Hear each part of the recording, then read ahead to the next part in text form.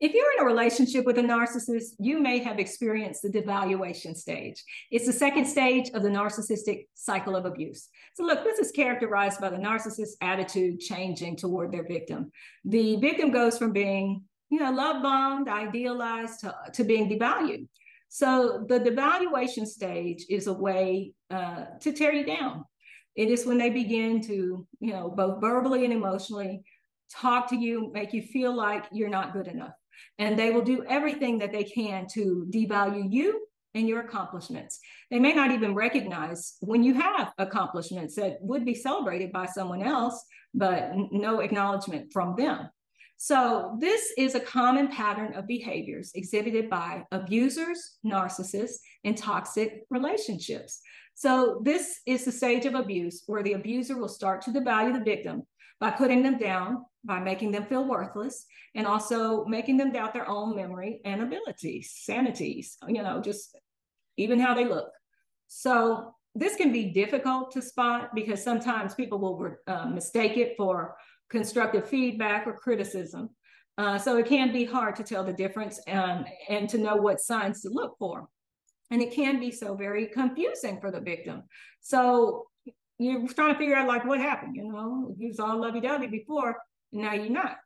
And so it's important to remember it is definitely not your fault. It's not your fault. Do not take responsibility for it.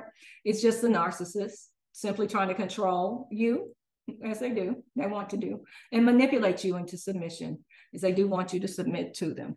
So the narcissist will start to nitpick and find fault with their victim just to justify their feeling of being superior. But the narcissist is here and you're here. They always see themselves as way better than you. Not just in the relationship, they're way better than this person and this person and this person. So this can be difficult to spot because it happens so gradually. The victim may not realize that they're being devalued until it's kind of too late. Could be at the end of the relationship. It just depends on the situation. So if you're in a relationship with one of these narcissists, it's important for you to be aware of the signs of devaluation so you can protect yourself from further hurt or damage, because you are important. You're number one. They think they're number one, but you're number one. And it's time for us empaths to begin taking care of ourselves. So if you might be in the midst of one of these, devaluation stage of an abusive relationship, then this video is for you. I want to tell you guys what you can do to protect yourself. I've been in one of these relationships, stayed in it for way too long, and I want to help you help yourself. So it is a common occurrence in a narcissistic relationship, difficult to spot, but there are some warning signs. And if you think your partner may be devaluing you, it's important for you to take action. So the first step is to educate yourself. So thank you for being here to watch the video to find more out about devaluation and how to deal with it. It is it's a form of emotional abuse. It's just downright emotional abuse. It occurs when the narcissist attempts to undermine you and your accomplishments and make you feel like you're not good enough. And they do this by criticizing you, gaslighting you, trying to make you feel worthless. And if you're in this stage of abuse, it's important for you to seek help from a professional. Get the mental help you need because there's no reason you should have to go through this. You need to be deciding whether this is a relationship you need to be sticking with if the person in it is not encouraging you.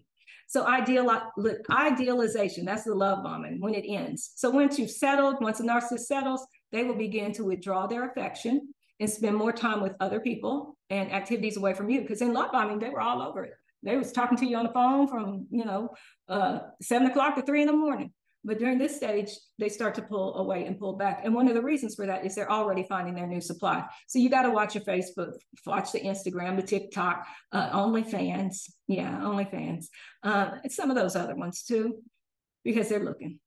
Passive aggressiveness. It is indirect aggression. You'll hear those snarky remarks where they twist your words. They'll hint at insults, negativity, sarcasm, backhanded compliments, the famous mind games that they like to play, making excuses. And they won't do this in front of other people because they care about what other people think of them. So they keep that mask on, good guy, good girl mask. It's going to be done in the dark. Gaslighting, another favorite technique. So this is the type of abuse that involves creating an alternative reality for their victims. They like this specialty.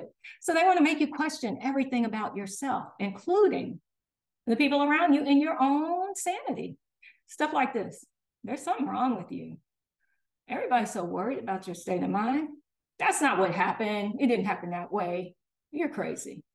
So let's look at name calling.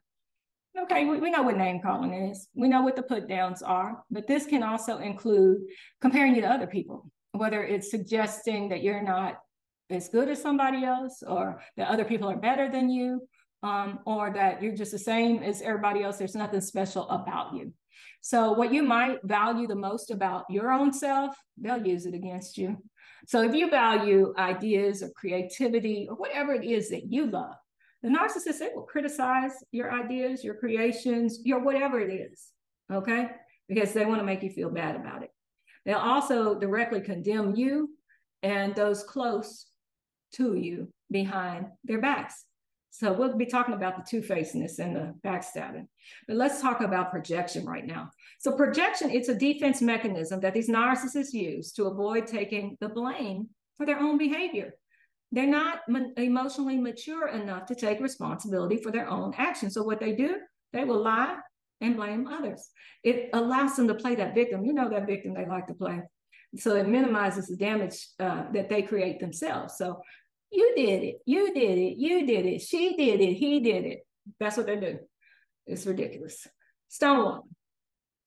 I know this one so well. Withdrawing from a difficult situation or conversation. It's a passive-aggressive defense tactic to avoid taking responsibility and to hopefully for them to provoke you. They want to see that emotional reaction from you. Oh, they get a kick out of that. They get a kick out of that. So this is the silent treatment, the eye rolling, the smirking rather than responding. Oh, they might even turn their back on you when you're waiting for a response. Or on the phone, they might not even say anything to your question. Yeah, that's that stonewalling.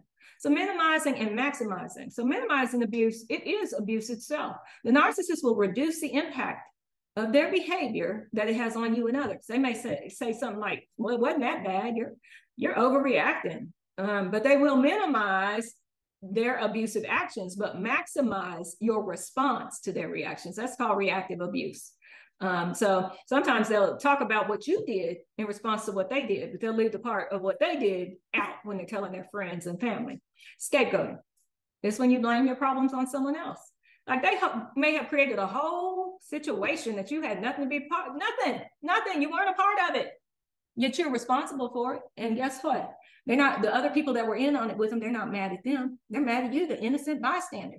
So this is a real common thing that they do with partners. This is this partner blaming for their own bad behavior and emotional immaturity on the other. I mean, that just doesn't make sense. Instead of facing what they did wrong, facing the areas that they need to be looking at in their own lives through counseling and therapy. So there's broken promises. So they might promise you to do something, but not follow through. You know, that's pretty common because they often overextend themselves, especially, you know, when they're juggling people throughout the relationship. They may have, I don't know, could be up to 10 people. You just never know. Depends on the person, you know, working on that new supply. So that may be why they can't keep their promises, or they might be out the country for all you know. It's a smear campaign. This is when these two-faced folks will come and put the knife in your back over and over again. It's when they smear your character. They defame you. I mean, the worst to their family, to your family, to your friends, to the people you work with, to the whole internet, even the dark web. They will do it. And they don't have no problem with it. No problem at all. So they like to criticize you, gaslight you, make you feel worthless. But I'm telling you, if you recognize that, get the help you need. Because when I went through the smear campaign, this is what I've heard, that I'm a prostitute, I'm a bad mother, I'm lazy, I will never make it in life. I am a drug addict, I'm homeless, evil and low IQ and a weak woman. I don't see any weak women here. And I don't see any low IQ women. I don't know. Maybe he's thinking of someone else. So look, I have a bachelor's degree, a master's degree. I have a son who's a grown person who has a degree in finance, works at a financial company. I've lived in this home for 17 years. I've had 2 other homes that I've owned before this. So never been homeless, never been poor. One of the things that it's real funny to say that I was a cheater and not loyal. Well, I was the best friend that person ever had.